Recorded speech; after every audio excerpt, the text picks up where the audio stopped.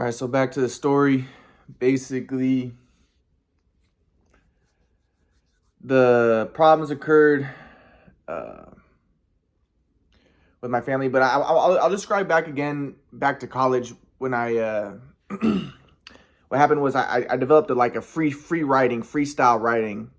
I used to always rap in a tape recorder, and I was good at rapping in a tape recorder, but I couldn't really make good songs. Or at least I don't think they were good. But then I started doing one day my tape recorder broke, and my dad came, and he came to fix the tape recorder. This was during Thanksgiving, and this was like I said, my dad visited a few times during before I discovered the Quadra model, and before they kind of abandoned me.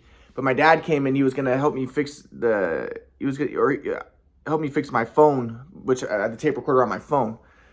So, I would make my raps in the tape recorder. But then I started, because my tape recorder was broken, I started to freestyle write. This is on Thanksgiving. And then my dad, and I read some of my freestyles to some of my family members. Even my dad was like, "Oh, those are really good." But it was like a free writing style, and I made exceptional raps. But then after I quit basketball, I quit basketball my sophomore year. I realized that I can only write raps and even think of rhymes when I'm nervous and when I'm playing basketball, because I noticed, like, before a math test, I'd be able to write a rap, and I'd be like, why can I rhyme right now? And I started to realize that, it's only when I'm nervous. And I realized only when I'm playing serious basketball do I get really nervous. And that's why I wrote such great raps when I was playing, basketball at UCSD on the basketball team, because I was nervous. So I wanted to get back into basketball.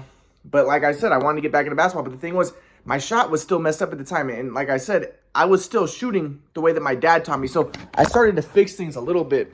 So as I mentioned, in high school, I was picking the ball off the shoot away rack. So I was going before I shot good. I shot just regular, like a good shooter shoots. So my left foot pointed out, my right foot pointed forward. That's how good shooters shoot, okay? But then I'm picking the ball off the shoot away rack. My dad got the shoot away rack. This is in 7th grade, started messing up my shot. My dad was like, "Why are you shooting with your left foot in front of your right?" It's because the way I'm picking the ball off the rack, the way I'm stepping into it, the rack's right here. If it wasn't for the rack, none of that would have happened. Because I had a video of me shooting overhead, because I think that my dad thought the reason my shot got messed up because I was shooting overhead. No. I had a video of me shooting overhead before the shoot away rack, and it was perfect. Every shot. It was because of how I was moving into it, picking the ball off the rack. And I can go into details, but I don't want to make good shooters think. I can go into good details about how good shooters shoot and everything, but I want to make good shooters think. But my point is, though, that's why my left foot started going from my right, and then my dad tried to fix it. My dad was like, "Well, just pick the ball off the rack, keep your left foot forward, and put your right foot to the side so you'll be sideways." No, the reason I was sideways was before because my left foot was pointed out, my right foot was pointed forward. But my dad was like, "Do the opposite." He told me to do the opposite. So I'm picking the ball off the rack and going like this and shooting it, messed up my shot. Okay, so but at this time after I quit basketball in college, I was looking at videos and I saw what happened with the shooting machine. I'm looking at the videos, me picking the ball off the rack, and me catching the ball in games and shooting like I'm picking the ball off the rack. And that's why my feet ended up being like this. And I can go into details, but I was like, "Oh, it was a shoot away machine that messed up my shot." But then I'm trying to fix my shot. But so I started to move into shots better. But I was still doing what my dad told me. So I would, instead of catching the ball and going like this and going straight forward and like I'm picking the ball off the rack, like running straight forward and doing that, I started to, I'm not gonna go into details about what I did. If I did go into details, then you would understand. So it's very hard for me to explain because I don't want to make good shooters think. But if I could go into details, you would really understand. But I started moving into shots more natural, even though I was still doing it wrong. But I was still doing what my dad told me to do, sticking my left foot forward and my right foot to the side, because I hadn't really figured it out yet. And like I said, I didn't know. That's what my dad told me to do, and I thought, hey, maybe he's right. And I thought, maybe because I was shooting overhead, that is the right way to shoot. It took me a long time. It took me to 2019 to finally start. When I played with Compton College, and the coach told me to put my left foot or my right foot forward, and I remembered how, and I was studying videos, and I saw that's how I shot, with my left foot pointing out, my right foot forward toward the basket. And I remember even like a great shooting coach I listened to was saying the same thing. So, and he said the same thing even when I was in high school. I remembered that. So that's when I started to fix it. But so my shot was still messed up at this time in college and everything, but I wanted to get back into basketball, but I wanted to study videos and I wanted to study the swag flow because I was studying, I can't go into details, but I was studying how I was moving into shots and that helped my shot. But I wanted more videos so I could study and I could fix my shot. And I wanted to study the swag flow, which I lost my sophomore year when I was studying videos and I became aware of it. I'm not gonna go into details. But, so, and I realized like I could only rap too when I'm playing basketball. So I thought like, yeah, you know, so what's ironic is like if my mom and dad would have just helped me get basketball videos, I could have studied basketball. I could have fixed my shot quick. I could have, you know, gotten into rap music again. Because when I'm playing serious basketball, I can always write raps because I do freestyle writing. And it's just like, and that's the thing is I don't know what I'm doing when I write the raps. So I never, even those raps I wrote in college, I didn't know how good they were. Like I said, I gave them to my mom and my mom ended up throwing them away because she thought they were schizophrenic raps, but I had already translated them or transcribed them on the computer, but they're full of errors. So now I have a bunch of raps that are full of errors, especially the ing, in sounds because the autocorrect changed them. So I want to get back into rap, but, you know, so, you know, all I want to do is I want to talk to my mom and dad, say, hey, listen, I fixed my shot. Help me get back into basketball. Help me get back into rap music. I could be huge. I could have been huge. I'm amazing. I could write amazing raps and I could have been big with basketball. If they would have just listened to me and helped me get the videos, I could have fixed my shot, everything.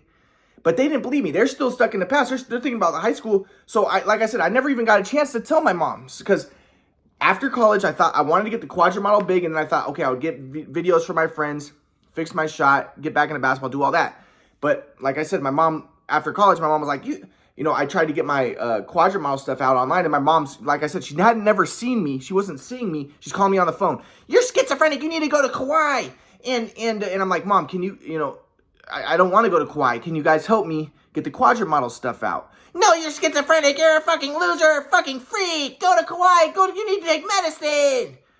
So I ended up going to Kauai to stay with my grandpa, even though I didn't want to. And like I said, if my mom and dad would have just been there for me, none of the crazy stuff would have happened. Because then when I'm on Kauai, my grandpa's doing his, like, I think his Nazi stuff, like, oh, everything's in entropic reordering function, and Ayn Rand is good, and you know, you're a parasite, Ryan, and even the Jews are parasites, and Germany, and yeah. And so then I made me even more of a communist, and then I start writing online about the trauma that I'm going through, and I need help. And then I write all this communist stuff online because I think my grandpa's a Nazi. And then I ended up feeling bad about that, and then I ended up switching to become right wing. And like, and my point is, like, if my mom would have just listened to me and been like, I was saying, Mom, can I, you know, get a master's degree? Can you guys listen to me? Can you help me get the quadrant model out? You know, none of this stuff would have happened. But because they threw me to the side, you're a schizophrenic, you're a loser. Your dad's not going to talk to you. Your dad didn't think you're a schizophrenic loser. Don't you remember how you treated him in high school? That's when I said to my mom, Mom, in high school it was a shoot-away machine. Oh my God, you don't take responsibility for it. Oh, that's ridiculous. If anything, the shoot-away machine would have helped you. You're just so fucking ridiculous. Ah, ha, ha, ha. No, you see what I'm saying is if my mom would have just listened to me, and if she, you know, and like I said, I'm talking to him on the phone. I'm in Kauai. I hadn't seen my mom. She hasn't even seen me. She, you know, and I was doing good. She, you know, she thinks I'm schizophrenic. Nobody thought I was schizophrenic. And then, you know, I don't have any mental illness. My grandpa was trying to tell them, you know? And even after that, my grandpa was saying he doesn't have any mental illness. My mom was like, yeah. My grandpa told me that my mom said he wasn't even a real psychologist, even though he has a PhD in psychology. You're a spiritual psychologist. You're not even a real psychologist. No, if she would have just listened to me, if my mom and dad would have just listened to me, talk to me, all the crazy stuff would not have happened. And it all happened because I was stuck on Kauai, and then I started writing online, and then I wanted to get my basketball videos, and I asked my mom on the phone, you know, like I said, I hadn't actually interacted with them in person. You know, can you please help me get basketball videos? Oh my God, you're stuck in the past. This is why you're schizophrenic, because you're stuck in the past. Get over basketball. Oh my God, what are you, 2 years old? Are you fucking 2? You want to play basketball, you fucking loser? And I tried to tell my mom, if I play basketball, it also helps me write my rap music. Oh my God, you rap music? What are you, 2 years old? Rap music is a fad. Oh my God, you're such a fucking loser. You suck at writing. You suck at rap music. No, I didn't suck at rap music. She threw away my raps. If it wasn't for that, I would have been a famous rapper. I would have been one of the best rappers in history. And that's a fact. And even with the basketball, if it wasn't for the shoot-away machine, I would have been one of the best basketball players. I was a star. And even if they would have helped me get my basketball videos, I could have at least fixed my shot and been a very good basketball player. I wanted to get basketball videos. So my point is, if they would have just helped me, and my grandpa, oh, well, Ryan really wants his independence. No, I needed help, you know? So anyways, in 2015, like I said, my grandpa's like, Ryan, what you really want is independence, and it's a hero's journey. Get a job and just be independent. And I'm like, no, I want to talk to mom and dad. And I felt like he was the one who was like making it harder, because his whole like make it independent thing and all that stuff. And even though he said like my mom and dad should talk to me, I feel like his presence made things worse for me. His presence did not help. He did not help. And I'm like, well, why don't you tell them? Like he says, well, I cast pearls of swine and they misinterpret me when I say make them independent. They misinterpret that as throw them to the side, but that's not what I meant. But I'm like, okay, well then tell them. But he's like, no, because I don't cast pearls of swine. So he cast pearls of swine, but he's like, no, because I don't give answers unless the questions are asked, and they haven't asked any questions. But my point is, I think that my grandpa did want me away from my dad, because my grandpa didn't believe me about the shoe machine. My grandpa didn't believe me about anything. I think that he thought that I was crazy. Even though he wouldn't say it, I think that he had a low estimation of me. And he didn't believe me about the quadrimodel. He was like, oh, the quadrimodel is bullshit. Everything is energy. That's the theory of everything. Everything is energy. So it's like, dude. So I was just in a bad situation. And I wanted to talk to my mom and dad. I needed help. And like I said, I hurt my knee. And I wanted to get back into basketball. I wanted their help. So, as I said, my grandpa stopped teaching me because I was telling him that I wanted to talk to my dad. And he's like, I don't want to teach you anymore. You're software. So and then I don't have anybody. So I was trying to talk to my mom. Like, Mom, can you help me to talk to Grandpa? I'm talking to my mom on the phone. Like I said, I never see her in person. I never interacted in person because they threw me to the side. And like even on the phone, most of the time, my mom would say, "Don't ever talk to me unless you just need something," and she would have me blocked 99% of the time. So, but when I did get in touch with her, I'm like, Mom, can you please tell Grandpa to start studying with me again? No. He doesn't want to study with you. You have to accept that.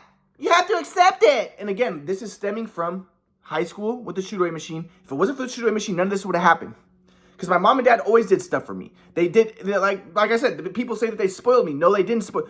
Later, I would tell my mom, I'm not going to get into details, but they didn't spoil me. But the thing is, if it wasn't for the shooting machine, the reason why they got into that is because my grandpa comes in because there's a shooting mess on my shot. My dad's like, "You shoot like this," and he told me to do the wrong thing, and I needed his help. I didn't know how to fix it, and then my dad starts beating me up because I'm like, "Dad, I need your help." He goes, "I give up. No, I can't help you. You suck." And I'm like, "Dad, come on, I need your help." And then he would beat me up, grab me, throw me to the ground and stuff, and then it led to a really bad situation.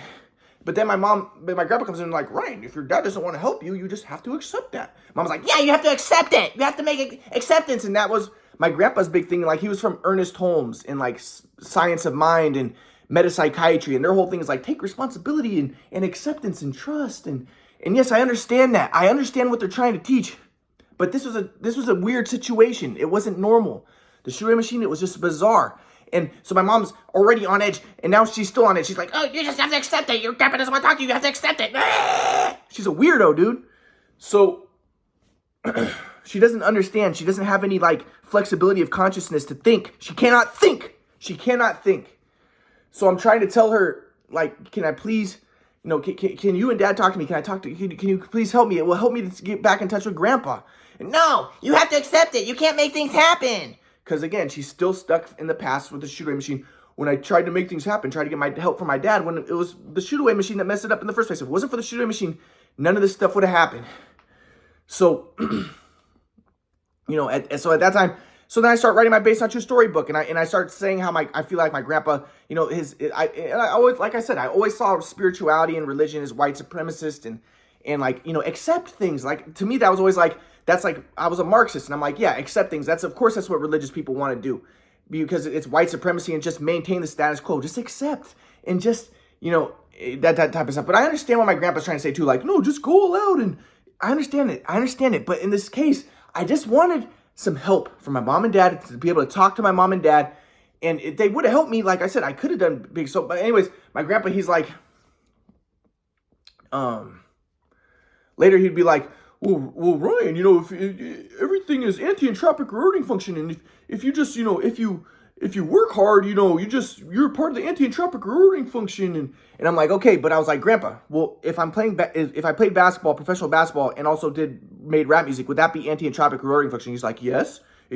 Yes, that would be. Like I said, I feel like my grandpa was always like, blame the victim and extol the victor. So it's like, okay, so I'm like, okay, so those NBA players, but I was like, dude, if you guys would have just helped me get the basketball videos and stuff, if you would have not thrown me to the side, I could have been making great music, because I can only write music when I'm playing serious basketball, and I could have been doing good with basketball, But you guys are not helping me. You did your whole make Ryan independent thing. Oh, what Ryan really wants is independence, and it started from, again, in high school, when my shot was messed up. My grandpa comes in, and he's like, oh, what Ryan really wants is independence. No, I needed help, and it was all because of the shooting machine.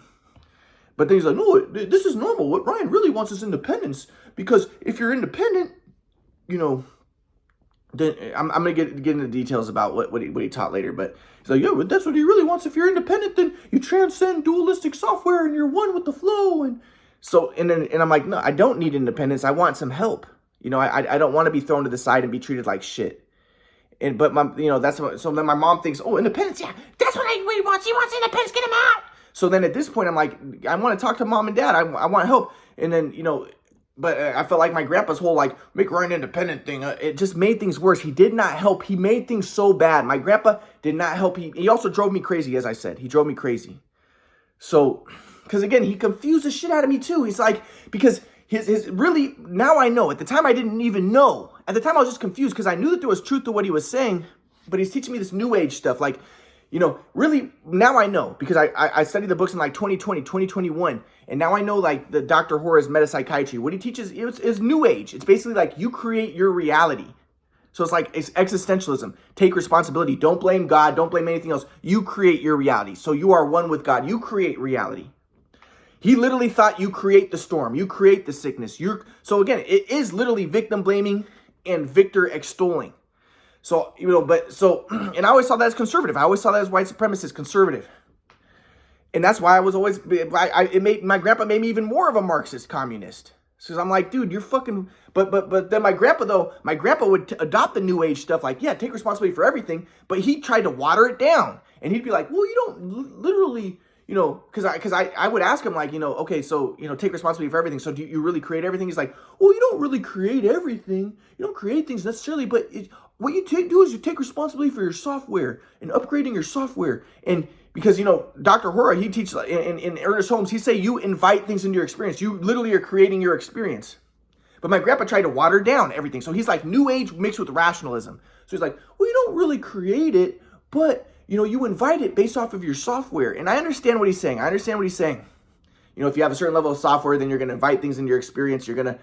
But at the same time, though, he really watered down the new age stuff that he learned from. But at the same time, he's still like, but you still should act like you still should act as if, you should take responsibility for everything. Act as if you're responsible for everything. Because, then you take responsibility. You can't change others. You can only upgrade your software. But again, like, I was a Marxist. And I'm like, dude, this is perfect white supremacy, conservatism. Like, you can't change others.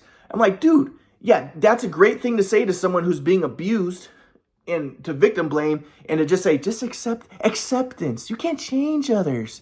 Just work on yourself. And I'm like, dude, I need some help. I discovered a theory of everything. I could be doing basketball and rap music, because my grandpa's whole thing was like, well, Ryan, if you were just, basketball, yeah, basketball would be anti-entropic ordering function. And that would be the flow. And I'm like, I would be doing that if you didn't go out of your way to try to make me independent, and you, mom and dad, weren't acting so fucking crazy. If you would have just talked to me, if you would have helped mom and dad to talk to me, they could have helped me get basketball videos. I could have got back into basketball. I could have gotten into rap music. I could have been doing a bunch of stuff. And even with the Quadrant Model. And I'm like, dude, if you would just listen to me with the Quadrant Model, I discovered theory of everything. I'm doing big time stuff. And that's the thing is, I remember, because I was a communist Marxist. I'm like, well, Jesus didn't work, because I want to think that Jesus was like a Marxist, because I was a Marxist. So my grandpa's like, well, Jesus did, well, he had a higher level of consciousness and people followed him. Yes, he did work. He was a part of the anti-entropic rewarding function. And I'm like, dude, me too. I discovered the theory of everything. I'm a part of the anti-entropic rewarding function. Can I get some help? Can I get some assistance? He's like, there's no evidence you discovered the theory of everything. There's no evidence of the quadrant model. So again, it's crazy. It's just a whole crazy thing. But again, my grandpa wasn't teaching me at this time. We weren't studying because he's like, oh, it's your software. I'm not going to study with you anymore. And so I start writing my based on true story books, and I'm talking about how my grandpa really, how his new age stuff is really just Nazism, conservatism, white supremacy. And I'm basically just talking about how my grandpa, like how he's an Ayn Rand fan, and that's really just white supremacist. But I'm writing all this stuff. But also, I want to get him to study with me again. So at the same time, I'm like, I feel like,